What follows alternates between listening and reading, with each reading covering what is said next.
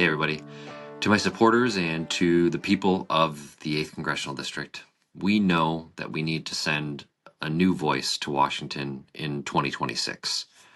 But I'm here today to tell you that that voice isn't going to be mine, and I will be suspending our campaign for Congress in 2026. I began this campaign by saying that I wanted to do something different. I wanted to run a different kind of campaign. One of the things that makes it different is just who I am. I've never run for office before. I don't come from a wealthy or politically connected family. I have 2 young kids, a 10-year-old and a 3-year-old. My wife works shift work as a nurse, and I've spent the last 20 years working in the labor movement to make life better for working people in my small part of the world.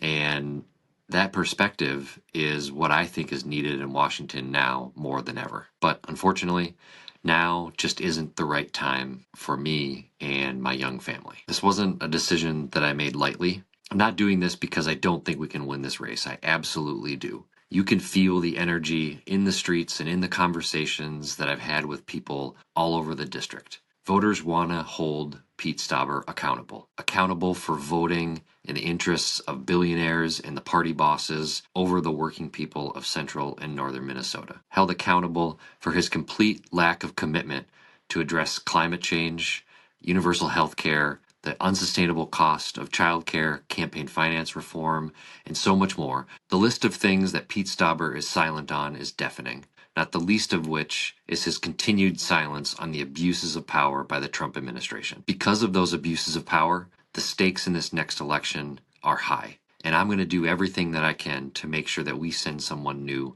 to Washington. But as any parent knows, my first obligation is as a dad and a husband. I want to thank each and every one of you that has donated to the campaign, that has invited me to events, that has welcomed me into their home, that has shared social media posts and everything else.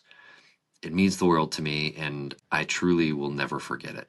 Lastly, I want to thank my wife, Jamie. She wasn't always on board with this idea of running for Congress. She understood that it's important, but was concerned about the impact that it would have on our kids and, frankly, about our physical safety in the current political climate. But she came around because she sees how important it is for people to be stepping up in this moment, and because it was something that I really felt called to do. And that's what marriage is all about, supporting each other even when it's hard. This doesn't mean that I won't ever run for office.